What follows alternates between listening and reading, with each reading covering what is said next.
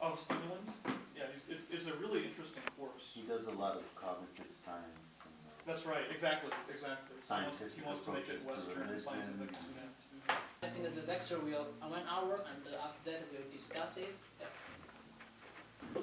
By the way, the numbering of my translation is according to the Li Ji version, and so I'm objecting to Zhu Xi's having chopped it all up into pieces. I want to put it back like one meaning to the regular traditional order. Higher learning, the missing manual. The reason I used missing manual was that Facebook didn't provide a manual either, and somebody wrote a book called The Missing Manual to explain what it's about. So I thought that was a perfect title for this one because it doesn't have a manual either. The paper's very speculative right now, so I need you to criticize it, tell me no way you could get that out of that character, and so I won't feel bad at all. I want to look at your handout. The first character is Dao. You have other actions? Here. Thank you. Yeah, you're going to need this to refer to, I'm afraid. It's originally written as the intersection of two roads. So, in English you call it the way, or the path, or something. The current character has in it the head or the chief, and to go, which has inside of it Xing, some action. And so I think it's traveling along the right path, that it's taking an appropriate course of action. Course is, again, like golf course, they're kind of a path.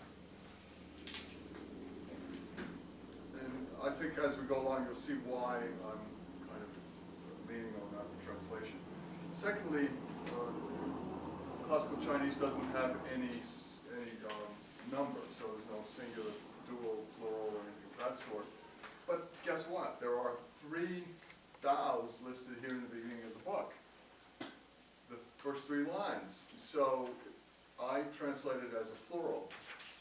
There's plenty of Daos that you could do depending on what the circumstances are going to be. The third thing is that all of these 3 Daos are different. The current situation is.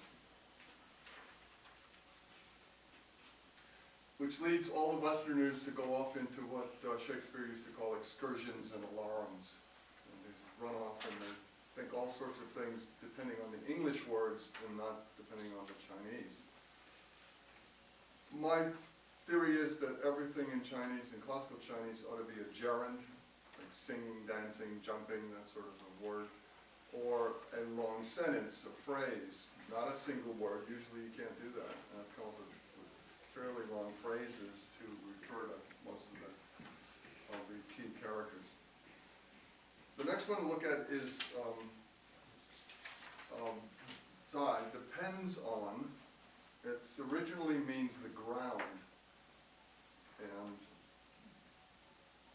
I translate it as depends on, even though it could be consists in, or grounded in, lies in, that sort of thing. So she thinks it means kun, keep, and that's, I think, one of his reasons for thinking that the human Xing is inside and shining all brightly, even though sometimes it's clouded over. So I want to say that each of these sentences, the next 3 sentences, depend one on the other. When you get to Ming Ming De, but shining forth with a radiant moral power and authority. And I use the word authority not to indicate some kind of oppressive government, but to indicate that authoritative, he's believable and trustworthy, accurate, and he's worthy of great respect. So I have to come up with a whole sentence. By the way, in the translation, it doesn't matter whether you agree with my translation or not. The commentary in the 2 books that you have there is the thing that sparks discussion in the classroom.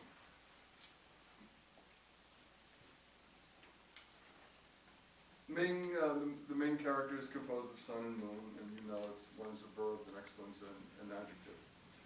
The character Da is composed of moving ahead, an eye, and the heart-mind. And it's a kind of potential energy thing with charisma and gravitas mixed into it.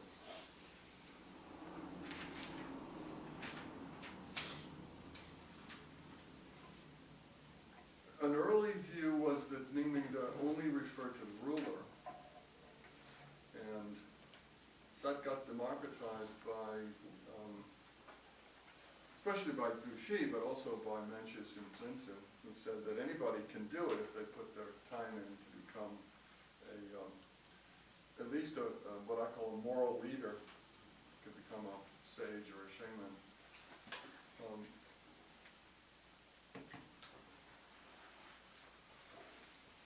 But it's always been clouded over by selfish wants and human cravings. And those are things that you have to clear away. The Christians always immediately want to say, this is a sin, we got to attack it big time with guns, destroy the whole thing, get it out of yourself, it's a horrible, horrible thing, watch out, watch out. In fact, Zeng-zi says, just clear it gently away. It's not a question of having to attack it in any fashion. The next section about being affectionate to common people, Zeng-zi, as you know, changed that to mean renovate or refresh.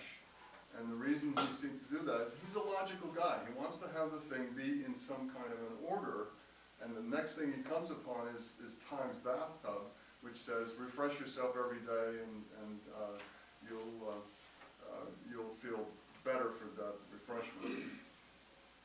The closest we have in English are in French, actually, is Montaigne, who wrote a lot of meandering kind of essays like this. It's not meant, I think, to be put in some kind of rational order. He's just saying things, and then he comes back to them, and he explains this, and he mentions something else.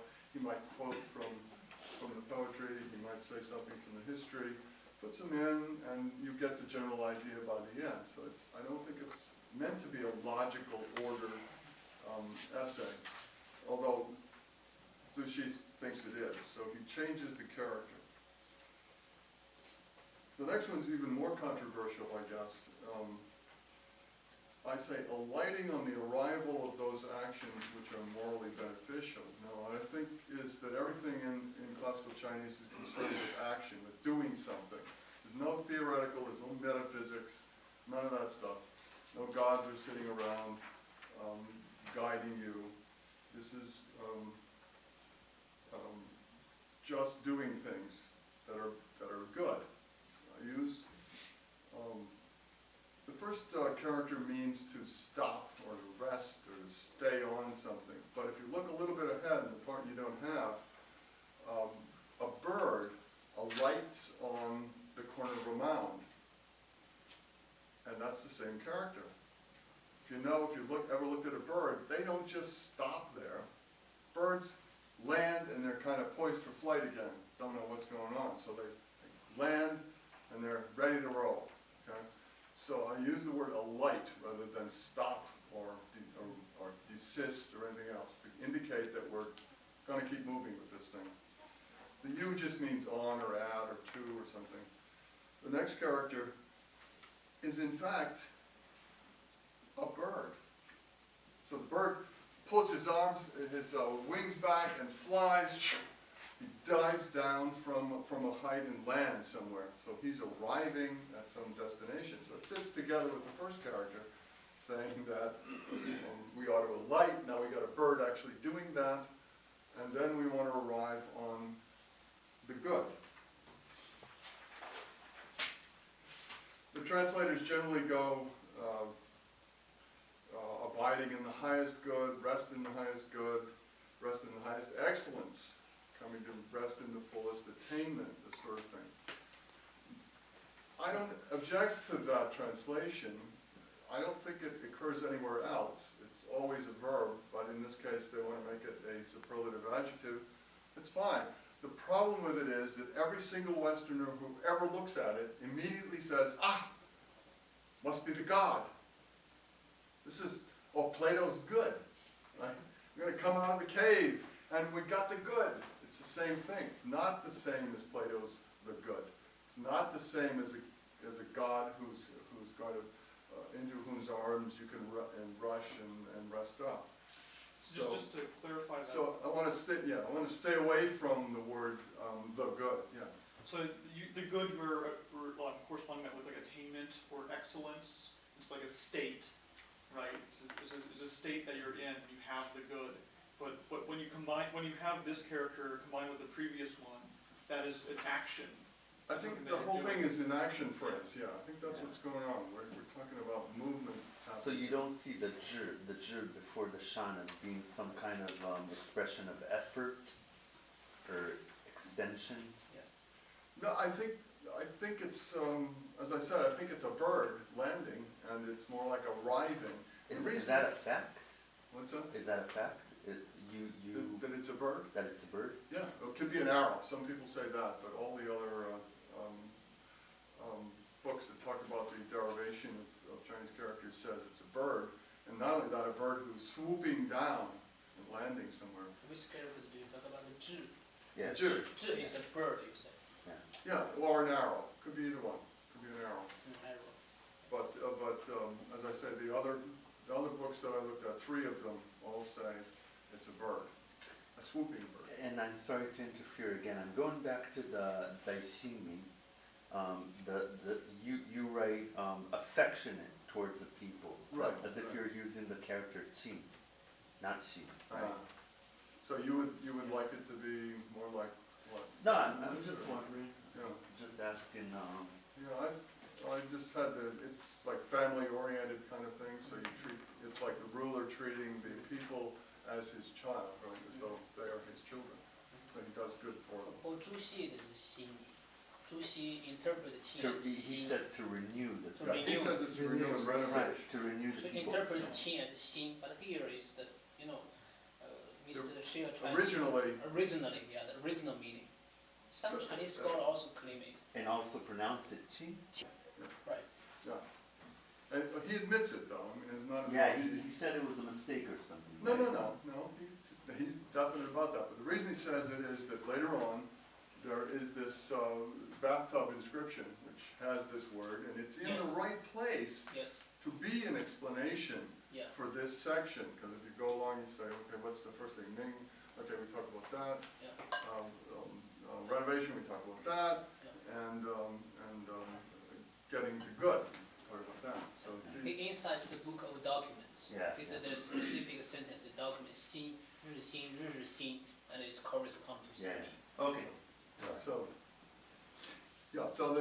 there's that controversy. We'll get to more. Okay, yeah. The original meaning of shan is going to be auspicious, right? In the original, in the Han dictionary, it means something that's auspicious, something good out there. So we're talking, it's got the word sheep, the radical for sheep, and the radical for word in there. So a sheep word, like may, pretty, and yi, do the right thing. So shan then is what brings about blessings from the spiritual beings or the celestial order. I call Tian celestial order because in English they say heaven. Well, if you say heaven, every Westerner is going to think heaven, Christian heaven. You play your harp, you die, you play your harp, you sit up in heaven. Or if you're Muslim, you get the 79 versions or whatever it is. 72, whatever. But that's nothing to do with this. So I try to get away from this kind of interpretation by saying the celestial order. And you remember that the emperor used to be called the celestial emperor. So, although other people say the world, instead of the world order instead of the cosmic order instead of celestial. But anyway, the key thing is it does not and cannot mean goodness in general, although clearly inside there it's going to have some reference to goodness in general, right? Because if there's a particular good, it's going to have something that indicates in general it's a good. So I've decided to call it beneficial. key thing to remember is it's not outside of the world. There's no entities that exist beyond in some metaphysical realm. And it's not static. You say the good. See, if I get to the highest good, I can relax now. I don't have to do anything. I'm all set. But in fact, this is going on. You're just at the beginning of what you have to do at this point. And you can see that from the next section.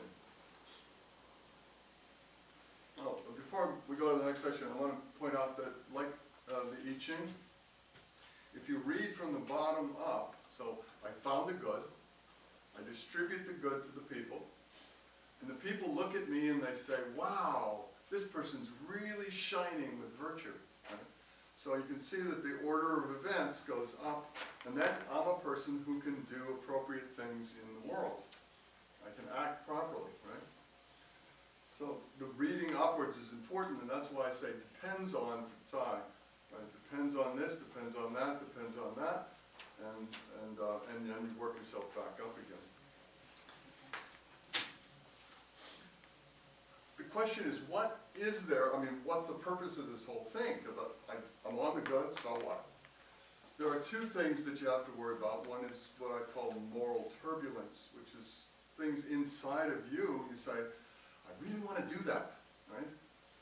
I don't know if I should do it or not. I'm not totally clear about it. So I have a kind of conflict about it.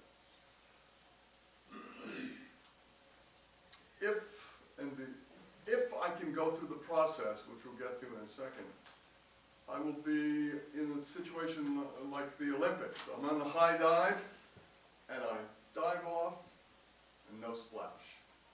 If I can do that in the world and return harmony to the world, no splash, I've done it right. If I make a big splash, clearly I'm off center. I'm too much yin, too much yang, something. We're not right down the middle.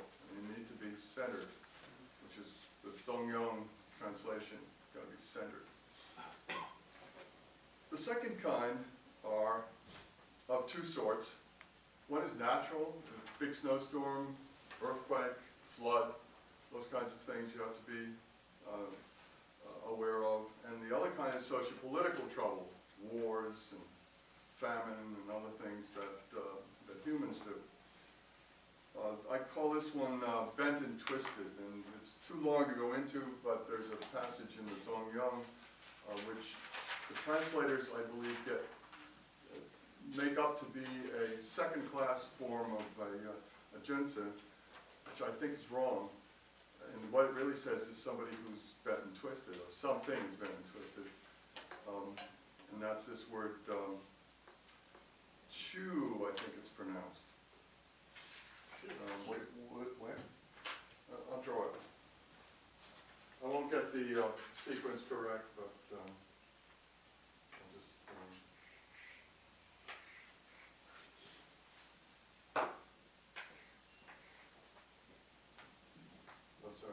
material force or that sort of thing. And so what happens is these material forces get to be kind of like phlogiston, right? They're out there in the world floating around, and everything's composed of this stuff. And then Wang means Li, and all, it gets all into a mess. What goes on here is that inside humans, your assessment of what's going on comes into some kind of representation. That representation is what I think is meant by qi. Now that doesn't mean that the things out there don't have qi, they probably do, but for humans' point of view, it's only what we understand of how those things are used, what they do, and how events are going to unfold, as we saw in 1:2, right? How does that all work? So in a sense, qi is subjective? Qi is, I'm going with Wang Yang. In other words, qi is subjective. You Although- translate qi as a representation. Representation, I want to say the ability to frame accurate representations of the things of the world is going to be my translation of that. And the reason it has to be accurate is if you come up with some assessment and it's totally off the wall, it's not going to work. You're going to have a cloudy qi, right? And in fact, a lot of way through Mencius, you were urging me to continue on with that one, he talks about that, the flood-like chi, right, that comes up. It's really this sense about what's actually going on in the world. Well, if you don't like that one, wait till you hear the next one. So, But So where that- is chi in this text? it's not there. Several things don't exist in the text, because it doesn't say it there. I'm just trying to explain to you what's from the Assessment. from the Song Ling point of view. What's going on in this chapter is that, in fact, you come up with your assessment and you come up with a representation. From that representation, you extend out. The English translators want to say, oh, well, that's a principle. Well, number one, principles are static, not moving, no good. And worse than that, if you look up,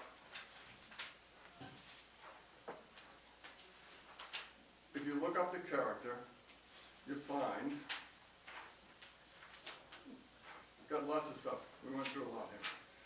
It's a lot of work, because this character originally is about people taking a piece of jade and carving it properly. And the analogy is just like the farmers plow the field. So you have to take a piece of jade and you have to work on it really hard, very carefully. A lot of energy involved in it. I checked out the history. It says that is used men, brutally tear up the plains and marshes. We clear out the small divisions by means of paths and ditches. So there's a sense that we're really working hard here to get this Li principle thing. So I translate it as optimal behavior. The Li principle one is optimal behavior. And the reason for that is I've now extended my chi up to something. What do I want to know? I want to know what to do. Well, what would be the fitting thing to do in this situation, because I've assessed it now, is optimal behavior in that situation. So with this translation, what do you make of a Li of a cup, which doesn't involve behavioral traits? Oh, sure it does. You have to know what to do with it. What is it? Do you just sit on it, or do you use it properly, or do you spill it all over everybody, or what is it? What's the optimal behavior? If you're talking about it in itself, it has its way of behaving, right? It just does what it does. If it's an animal, it acts like a lion, or giraffe, or whatever it is, right? If it's a human, it acts the way it acts. Our problem as humans is, what do humans do in the case of X? Would optimal pattern, would that also work? Maybe. I want to, again, it's a static vision, so Yeah. I want to get to the place where I'm talking about actually doing something now that I've done my assessment. So Li is not any kind of static, abstract principle or pattern so much as it is those very active protocols for optimally efficacious work, like the work of marking out the fields and plowing the crops. Hang with me, you'll see why this is important in a minute or two. So again, we got stuff going on out here, we got things happening out here, we got events going on, there's some kind of sensory input to me, Ching rise up, and but I create out of that a chi, a representation of what that is. I extend that off, I come up with an optimal behavior that will appropriately get to that situation and make it harmonious. So our objective is, what's going to bring this bent and twisted situation back to normality? Yeah? So, No, I saw a wonderful illustration. Oh my goodness, he just described pouring coffee into a cup and deciding to drink it. okay. Rather than to spill it or Yeah, the whole Toss it process. around, I mean, do you've got anything your else. sensory input, you do the right thing. do the right thing. Now, the next skill is chung, right? Now, this one is translated as sincerity, usually. Again, if, I want to read this section from the Zeng-zi. It says, having the potential for thereby assisting the celestial order, the Tian, and the earth in their transforming and in their nurturing, he then has the potential for joining together with Tian and the earth in a coherent row of three. Okay, now, so what that is here's the heavens, Tian, here's the heart mind of the human, or the ruler, and here's the world out there. If the world is fine, no problem. If the world is bent and twisted, gotta do something. This connection between the three things is exactly what a ruler is, if you remember. The ruler has a line, then there's the heaven above, there's the human heart mind in the middle, and there's the earth down below. The three things are there. By the way, J just has a little tick at the bottom to make it, to tie it all together. So,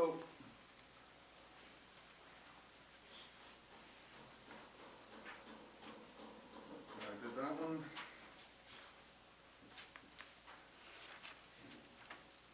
The image I have is of cable.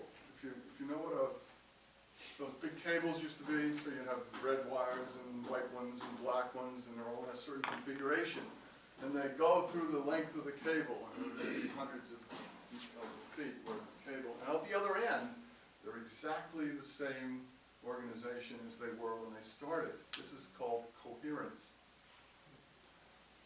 It's exactly the same with Tian through the heart mind out to the world, the same kind of coherence. So I want to translate the word chung as coherence, that is, making that system exactly flow straight on through. No obstructions in the way.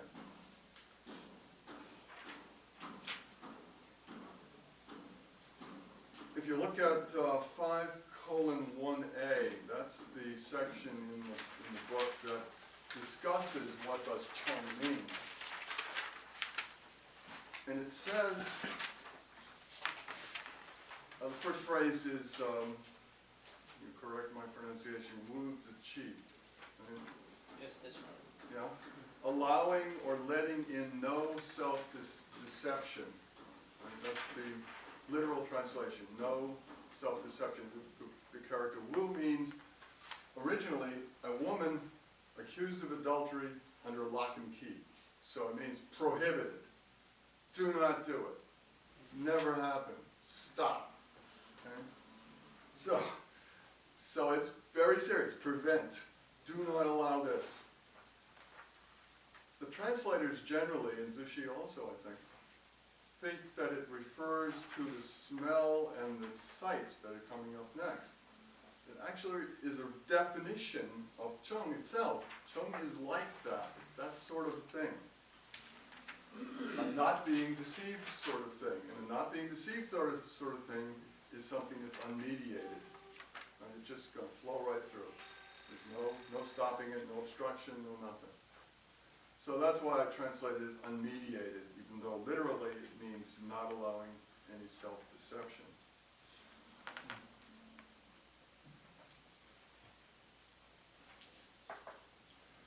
But anyway, for the Westerners, it's immediately a morality problem. We got to keep out of those smells. We got to get away from them. We can't do that. We have to stay away from all those attractive women who have beautiful sights. You can't do any of that stuff. Try to suppress it, because that's what the Puritan version is. You've got to keep all those emotions down, keep them under control. This is exactly the opposite.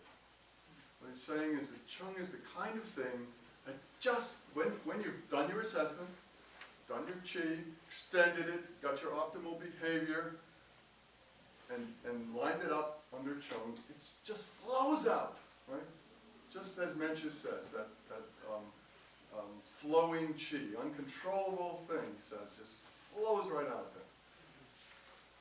It's dangerous, right? Because it's just like the smell that you can't stop. No way. There's no chance that Puritans could stop smelling the bad smell. It just smells. And the same thing is when you see some attractive sight out there, or you see in my case, I see a beautiful girl. I remember one time, Qian, yes. Qian. Qian, Yeah, the last character on yeah, the... the last Qian, character. Qian. The first one means self. Ah, Qian Shu. The Okay. Zeng-zi is the left side is 心, 竖心旁的 qian. Right. Okay. And so they changed it. Yeah, so you just said that. It's joy. It's joy as light. Yeah, they made it into something pleasant, self-pleasantry. Okay, so. Yeah. But the problem is, what would it mean to lie back in pleasantry with a bad smell? Doesn't make any sense. I mean, who's gonna enjoy the bad smell? Or, maybe not even enjoy over any period of time the beautiful sight. I mean, if you see it and it's gone. So I think it's more like a combination of what the Europeans used to call enthusiasm. When people get all enthusiastic about something and go off to join Napoleon or something,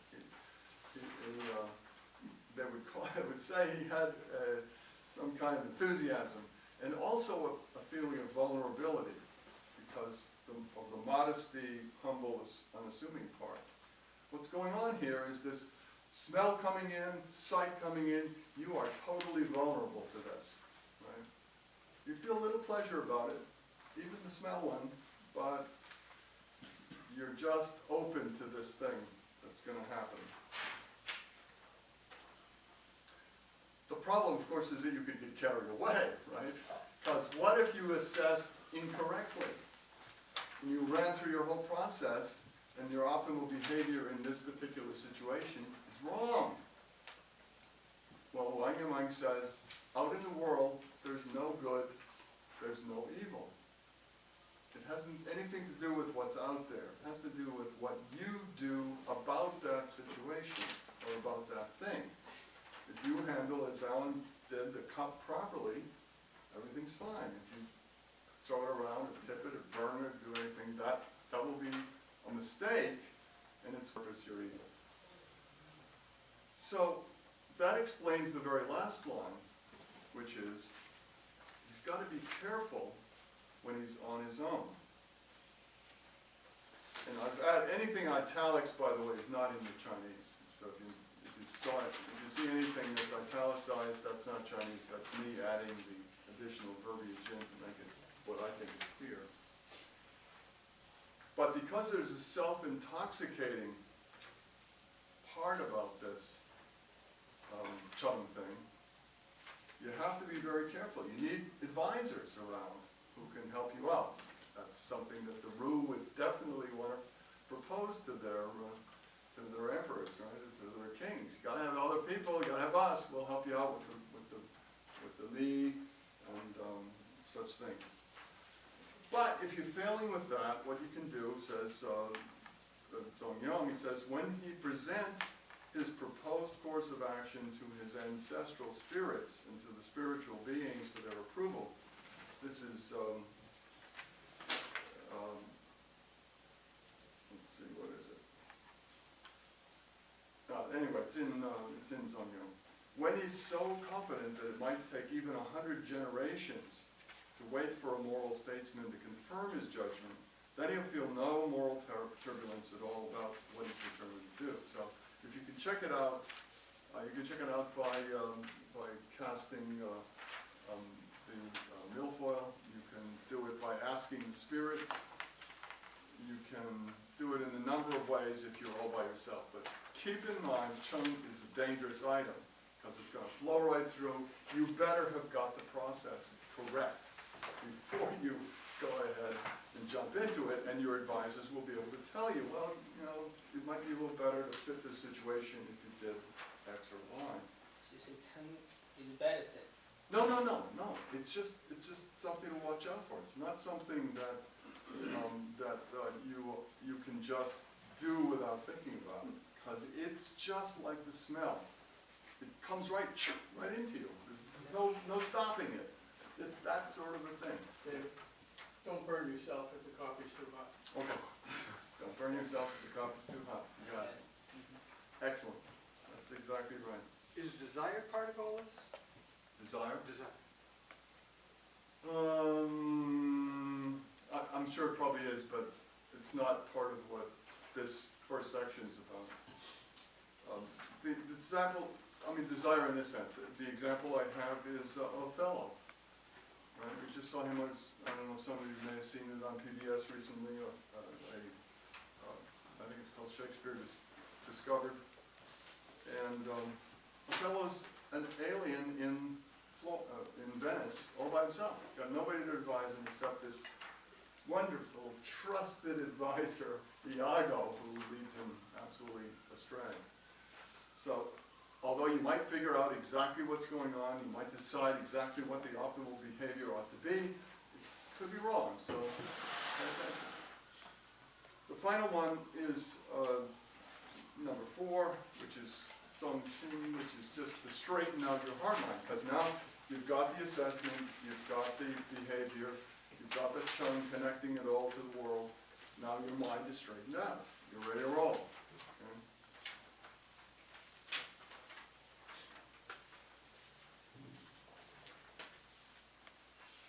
Clear for action, I think was my feeling about it. I can focus on a plan about what needs to be done. And what you do is you work on yourself. Of the next 4, right? The next 4 of these skills, how are you going to do any of that? You practice it by educating yourself, by working on crazy. That's what happens with the Shaoran. He does that. But then I say, oh, it's a brother. Oh, okay, so all that energy's dissipated. I'm okay. But wait a minute, that's the bad brother, and he's trying to talk her out of some jewelry that she has, and she really likes that jewelry, but he's just going to buy drugs with it. So now I'm righteously angry again. So my emotional state has changed from one to the other, all by itself. You don't have to push it. Right? Key thing is, just by assessing the circumstances, deciding what to do about it, the emotions just go along with the flow. They don't need to be pushed. You don't need to keep them down like the Puritans like to do. So you can see how if you did some kind of accurate assessment out there, you could theoretically deal with racism, you could deal with religious conflict, you could deal with interpersonal failures of all kinds, because this system makes it possible for you to assess it, extend it, do with the fitting thing in that situation. And you do this, as I said, by first cultivating yourself, then you accommodate to your family, then you get a job in the government. Now, what you do with the government is you harmoniously adjust, which is how I'm pronouncing Schiller. It's usually used as an alternative character for Zeng, right? Ruling, government, and all that. But that word has wrapping things in it. It's banging you. That's what government's about. It's hitting you on the head. This is a water radical, right? It's softer. This is not a character that wraps you on the head. This is a character that actually is a kind of a soup. And if you remember from the Da-xue commentary on the spring and autumn, harmony is defined as got a little fish, you put it in a little water, you have a little vegetable, little spices, and you mix it all up and you have a soup. Now, when I was part of the Boy Scouts, we had garbage pail soup. Garbage pail soup is all the leftovers you had, you dump them in the pail and cook it up, that's it. This is not that. This is putting everything in, more like nouveau cuisine, right? Everything goes in the right arrangement, so all the flavors come out. Independently, but all together. You're not missing anything. One doesn't overpower the other one. So it all goes together. So if you can create a harmony out there in the world, sociopolitically what that would mean is all the factions, all the parts of the government, all the people's interests and so on, come together in some kind of way. Now, you have to be a really cool guy to be able to pull that off, but if you can, then you end up with something called ping, right? Which is translated often into English as peace and contentment. I don't think it's peace and contentment, because that's too amorphous again. This is kind of another word that's just mushy. I translate it as equity. Well, equity is a practical thing that you can actually do. If all the people, there's a lot of stuff in Linear about that, where the people get what's their proper due, then things will go well for the government, and if they don't, then it won't. So in this case, if you can set it up so everybody in your government feels as though they're getting the right thing. It doesn't mean everybody's rich, doesn't mean everybody gets a beautiful spouse, doesn't mean any of that. Just means everybody gets what he thinks ought to happen. Nobody's being cheated. If you could do that, that would be the ultimate thing, and at the end of the skill level, such a person could really be emperor of the world. I mean, if you could really do that. Isn't that actually a prerequisite for peace? So Well, yeah, ultimately, sure. There's another character on, which usually is that peace and contentment word, yeah, as opposed to thing, which I believe is this equity thing, because it's talked about a lot in Confucius himself. He talks about this relationship where everything is almost artistically arranged within your society so that everybody's happy. They're not, and it says, if you do that, the people will come rushing with their children on their back, right, to your city-state. If you can set it up so that everybody feels they don't get everything, they just got what the thing is that they feel like they deserve. Now, when you have succeeded through this process of creating harmony out there, guess what happens? There's something called, and Wang Yongming talks about this, that you have a sense of moral delight which flows over you. So it's like, I did it, right? I really feel so pleased with myself that I was able to do that. Not in a in a way that a stuck-up kind of way, but in an accomplishment sort of way. And this this moral delight is different from ordinary delight, he says. The ordinary delight is, I had a piece of chocolate cake, my girlfriend kissed me on the cheek without my expecting it. That's kind of delightful, huh? But this is a kind of delight. The Taoists call it spiritual entertainment. Okay, okay. This is a kind of delight which is about success in realizing dynamic harmony. I call it dynamic again because nothing's going to stay there. You can't just order it all up and then, okay, fine. That would be this principle idea that you can just do it and it's done forever. Never happened. Everything's moving. All the time the world is falling in and out of harmony. And your job as a human is to continually keep the world in this kind of harmony.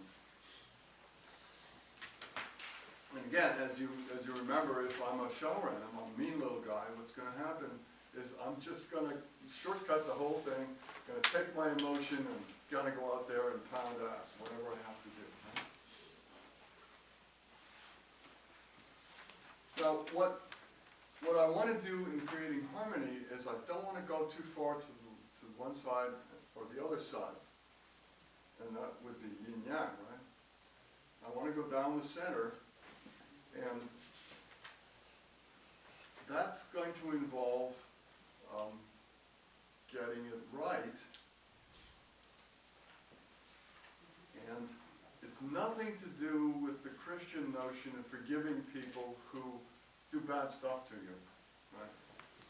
Because they're always thinking, well, let God deal with it in the next life, or I have to drop it away from me because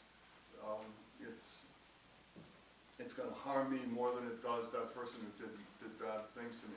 This is not that. This is about, kind of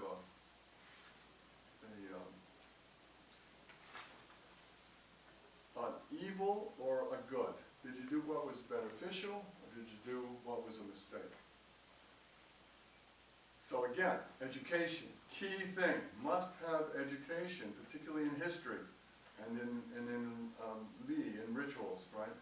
How you do things so that you don't make a mistake. You do it properly and harmony continues on. Almost there. And if you remember, Confucius is always saying stuff like that. This apprentice goes too far. I had to pull him back. This one, you gotta push him out there because he doesn't want to really get involved. In fact, there's a comparison between two of his apprentices. One, he says he goes too far, the other one falls short. So, now, why is this important? Because the ordinary, everybody's doing the same thing, right? They have to assess the circumstances, they have to come up with what to do. If I'm a local guy and I murder my neighbor, then I go to jail for 30 years or whatever the punishment is, right? But if I'm a politician and I start a war and thousands of people die, nothing happens. Well, how can that be? Seems like they should both get the same fate. One did 1,000 times more than the other one. It has to do with the question of what's fitting to the situation. That makes it possible for the individual, to the family, to the state to be seamless, right? Wherever position I'm in that continuum, if I do the fitting thing within the situations that come to me, whatever my responsibilities are, then I'm not going to go to prison. I did the right thing. Sometimes you hear about a woman whose husband has been beating her up, she kills him, and the jury lets her off. Well, for good reason, right? So it makes sense of all the exceptions that we have to the law suddenly, because you did the thing. On the other hand, it might be that as the politician you didn't do, the right thing. So there are 4 takeaways. The first is that with the help of this system in Da-xue,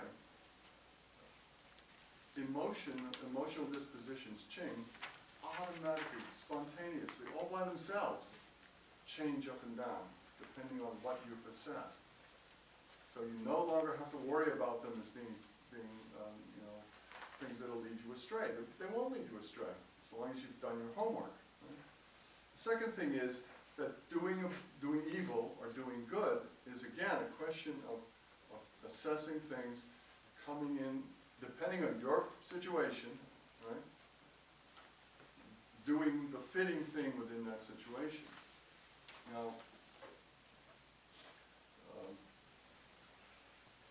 the corollary to that is the lone criminal gets punished, but the politician may not, depending on how successful he is in doing it.